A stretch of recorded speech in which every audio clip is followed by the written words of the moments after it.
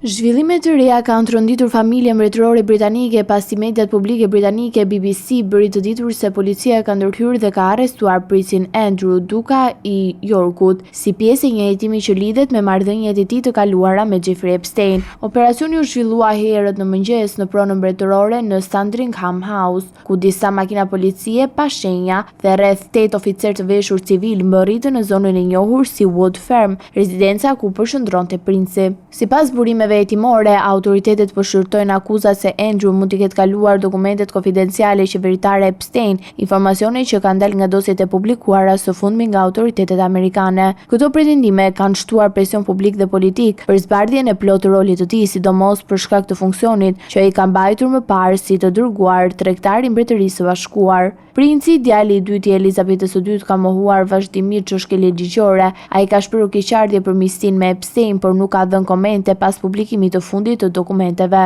Ndërkohë, policia britanike ka refuzuar të japë detaje shtesë mbi procedurat e vazhdimit. Andrew, I cili këtë javë mbush 66 vjeç, po qëndron në Sandringham pasi është larguar nga rezidenca Royal Lodge në Windsor. Situata ka nxitur reagime edhe në nivel politik. Kryeministri Keir Starmer theksoi se askush nuk është mbi ligjin, duke nënvizuar se hetimi duhet të vijojë pa ndërhyrje. Hetuesit ende nuk kanë marrë në pyetje zyrtarisht princin, ndërsa burime pranë pallatit bëjnë të ditur se familja mbretërore është e gatshme të bashkëpunojë me pretendime të tjera, përfshirë edhe dyshimi se Andrew mund të ketë futur fshirazi një grua në Buckingham, e cila thuhet se kishte udhëtuar me avionin privat të Epstein, çka e bën çështjen edhe më të ndjeshme për sigurinë kombëtare. Hetimet pritet të vijojnë edhe në ditët në vijim, ndërsa opinioni publik kërkon transparencë të plotë për një nga skandalet më të mëdha që ka prekur familjen mbretërore britanike vitet e fundit.